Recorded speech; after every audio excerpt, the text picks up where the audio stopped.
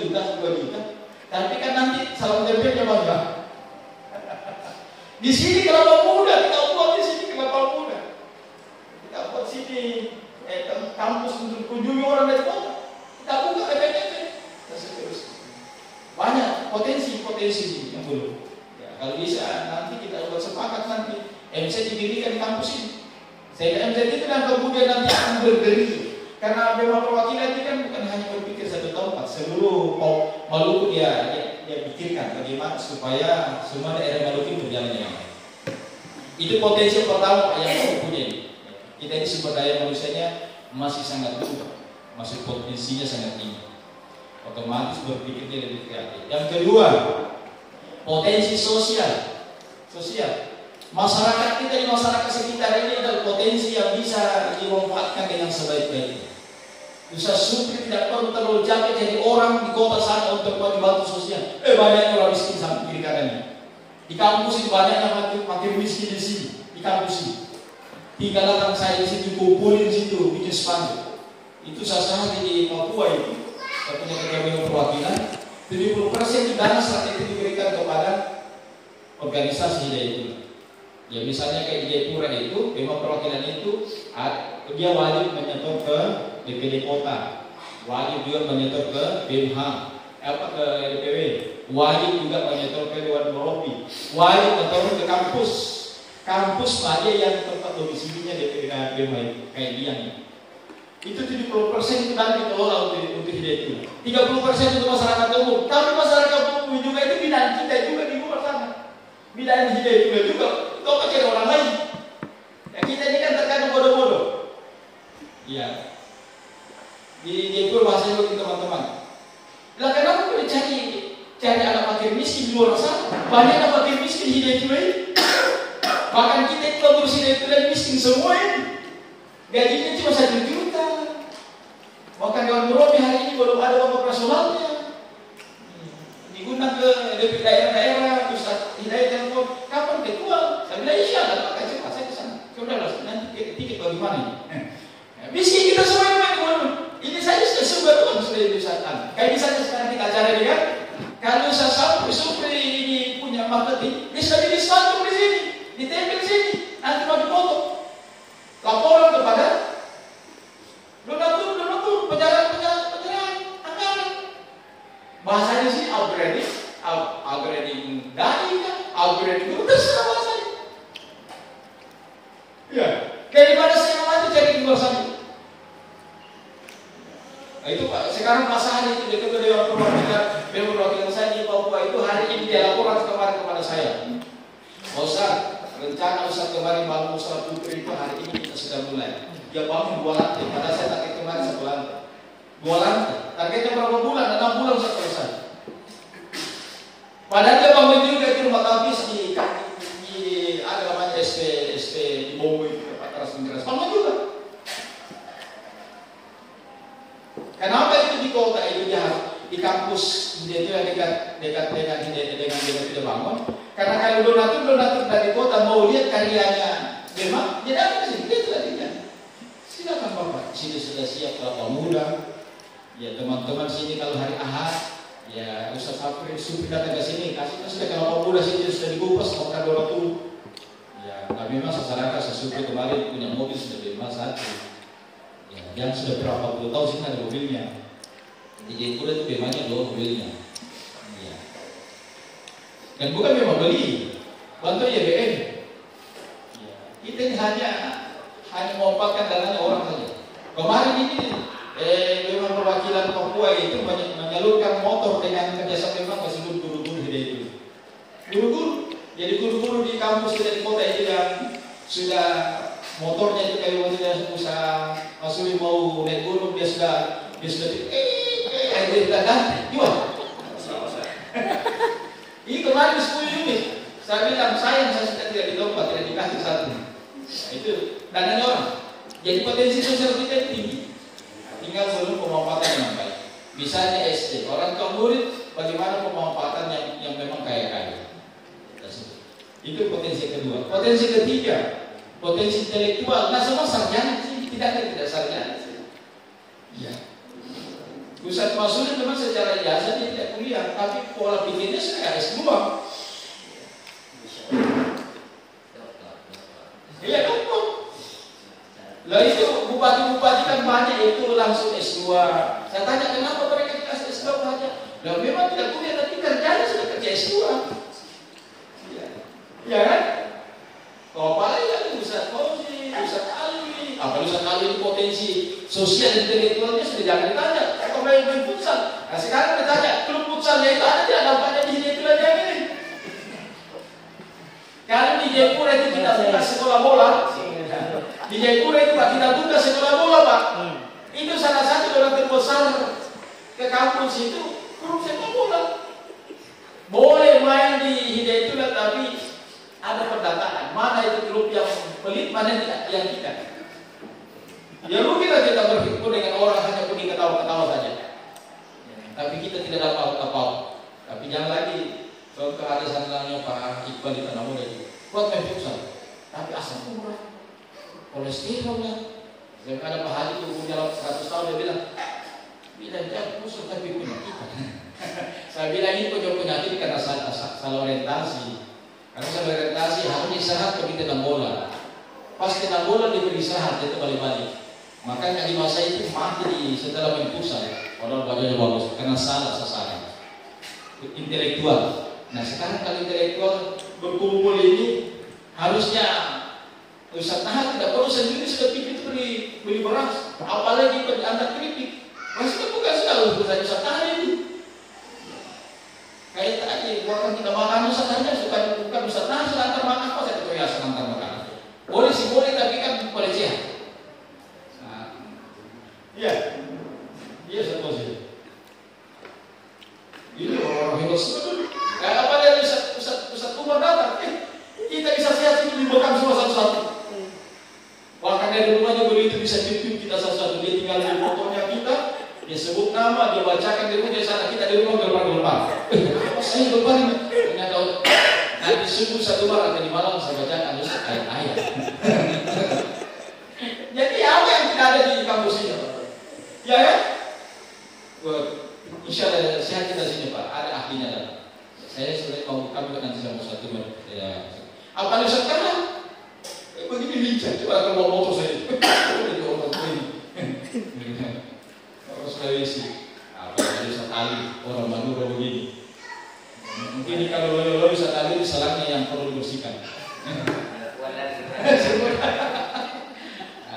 Kalau Ustaz Sofi tanya anak muda dia 11-12 dengan Ustaz Ali dengan beberapa partner saja. Itu potensi intelektual kita harus maksimalkan.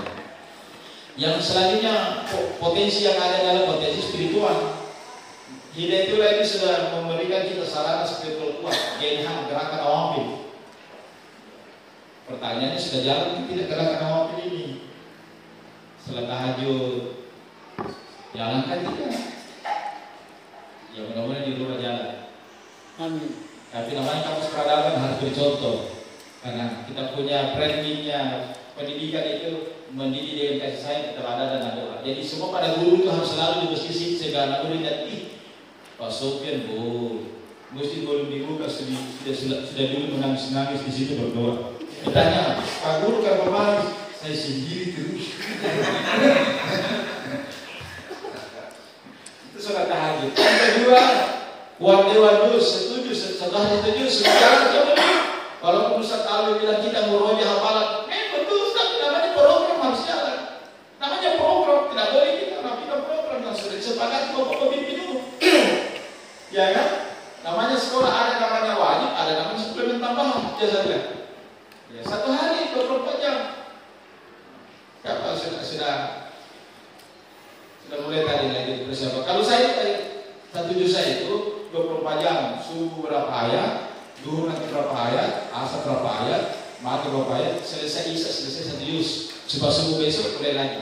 Begitu saya punya program. Tidak bisa 1 kali dulu. Jadi ada Ustaz Sofian dia itu 1 kali dulu itu disudut-sudut selesai 1 juz. Kayak kita ini bisa. Ini bisa. Kita berjalan itu Pak. Yang ketiga wirid atau wajuhat. Pagi, sore, sampai malam. Kemudian tidur. Ini jalan kan tidak? Jangan sampai tidak jalan. Ada santri saya Jayapura itu kerja bakar minggu, dia potong-potong lahan. Saya bilang, hati-hati nanti jatuh. Dia bilang dari atas, tidak, saya kecil atau saya bisa, saya sudah lihat itu. Sudah lihat. Dia hafal ayat bila mana dari itu yang bisa menyelamatkan. Dia bacakan ayat dari atas. Wah ini santri ini Pak. Masa kita tidak tertarik? Jadi kalau ada orang wiri waktu wiri di kedua, itu kan anda juga tidak paham itu konsep. Wiri. Nah, apa lagi? Betul wiri. Infak, bersedekah. Nah kita tadi ini ada sebelum lama tadi sebenarnya kan infak dulu. Kalau dia pulang kata semua kegiatan pasti putar infak. Mau 1.000 kata 5, terserah itu dia infak. Jadi tidak ada pertemuan kami di Jayapura itu tanpa ada keliling celengan. Itu pembuka rezeki. Ya kemungkinan dia beras kita susah karena kita infak kita terbatas. Ya, kita terbatas. Infak. Yang kelima, sholat fardu berjamaah di masjid. Ya. Ini jalannya tidak. Kayak saya di Warit apa? Warit itu kalau orang sudah azan itu kayak mau pijat ini karena dikasih sekali masjid. Kalau ada orang tidak tahu kita terlalu. Tapi ada artis cerita begini. Saya ini Ustaz, cerita di host. Saya ini Ustaz, dulu itu saya rajin sholat di masjid. Tapi beberapa tahun terakhir saya sudah mulai tidak kedengaran azan. Dia tanya apa penyebabnya itu? Padahal tempat saya tempati sama ketika saya rajin sholat dengan sama ketika saya sekarang jarang masjid. Apa dia bilang? Awal mulanya itu anda ini susah sekarang meninggalkan Allah itu azan, walaupun tepat sama, karena sudah mulai meninggalkan sholat berjamaah di masjid. Maka Allah jawab pelan-pelan itu keberkahan. Biar kamu dengar kau tidak akan pernah diberikan hidayah oleh Allah itu azan. Karena itu adalah panggilan Allah Subhanahu. Begitulah jaga kebaikan kita lakukan Pak. Salat tahajud ketika kita sudah 2-3 kali tidak bangun tahajud, oh biasa itu sudah berapa? Sudah berat. Dulu saya ingat Ustaz Ismail kalau kami tidur di liang sana itu di rumah Pak Sulaiman waktu itu. Kalau tidur selalu saya dijawab bilang sudah wirid kan belum tidur? Belum wirid. Karena kalau wirid malam ini sudah terputus lagi harus diulang lagi dari nol besok lagi. Begitu juga tahajud waktu sana itu. Sudah tahajud belum nih? Kalau sudah tahajud mulai dari nol lagi. Itu sehari ini saya terus itu ternyanyi. Kalau begini, kalau di kampus itu antara pengurus tidak akur, kalau saya kemarin bilang yang kita lihat hanya kesalahannya itu karena sholat tahajud itu tidak jalan. Jadi Allah tidak menyatukan hati. Ya, sholat tahajud secara pribadi tidak jalan di rumah, secara berjamaah pasti tidak terbangun. Yang kedua, ada yang mengeluh saat di kampus itu jadi susah.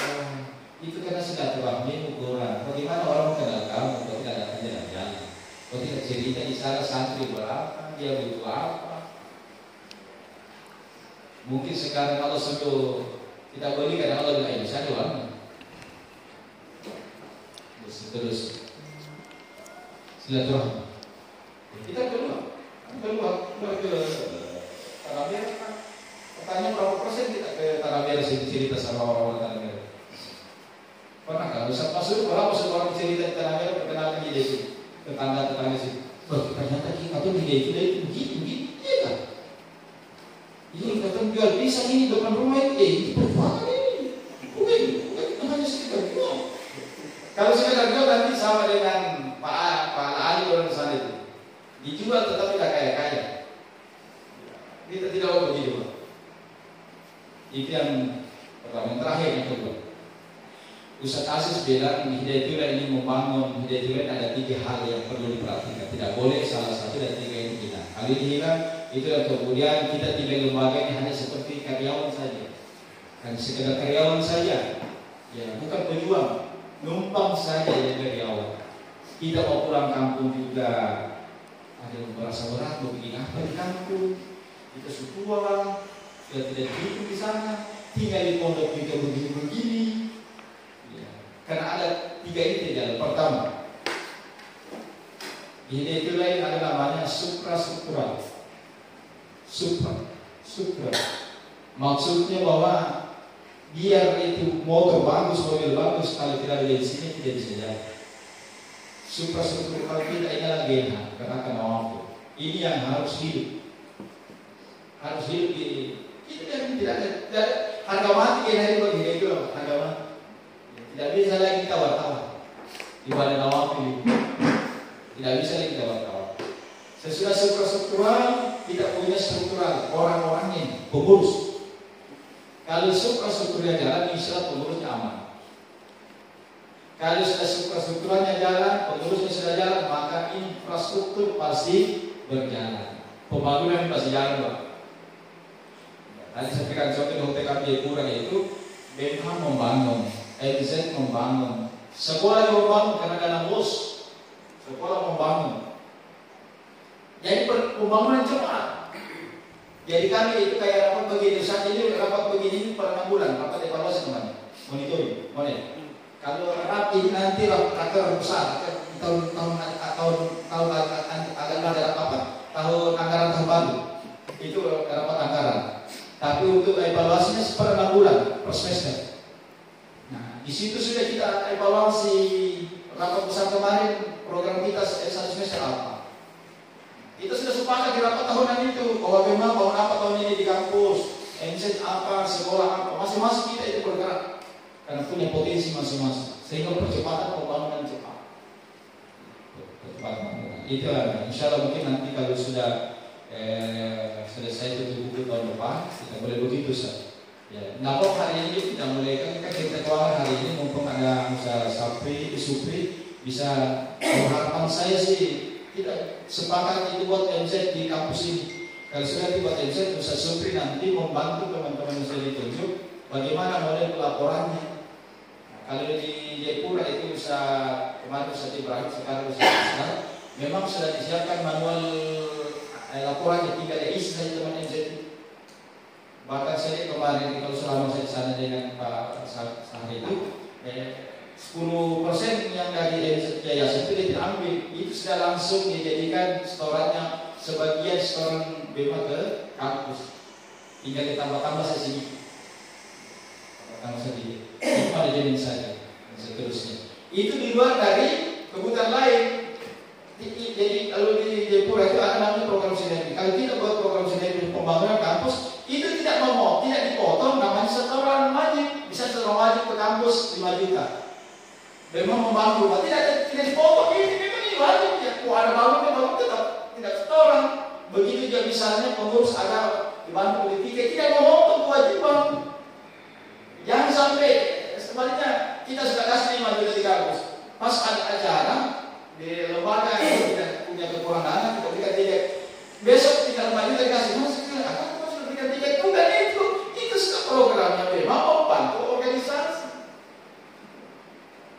Ini tidak begini berjalan.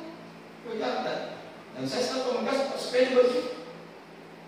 Seterusnya. Jadi kalau bisa ini ya satu sekali kita buat sepakat hari ini. Jadi kan bisa jadi ini lembaga besar ini Pak yang ini masa kampus tua ini Pak Maluku dia hidup segan mati tak mau kan kasihan dia harusnya ini menjadi pilot project role model di seluruh Maluku. Dia harus menjadi panutan contoh di sini. Kalau mereka melihat bagaimana model Hatta datang ke Liang, bagaimana model Sumber Jawa datang ke Liang, bagaimana model Santi datang ke Liang, bagaimana model Sineti datang ke Liang, itu menjadi role model. Jangan sampai ini kampus tua, tapi masuknya menjadi role model, kan terbalik. Artinya ini, apalagi kan kampus manja. Syukur kalau ke depan bisa kita realisasi menjadi kampus utama wilayah Maluku ya. Wah itu luar biasa. Saya pikir itu beberapa ya yang perlu kami sampaikan. Mudah-mudahan sekali lagi Ustaz Naha dan teman-teman di kampus ini selalu saya balapian sehingga layanan perjuangan yang malahkan kepada kita bisa berjalan dengan baik. Jadi yang mohon maaf kepada saya. Assalamualaikum warahmatullahi wabarakatuh.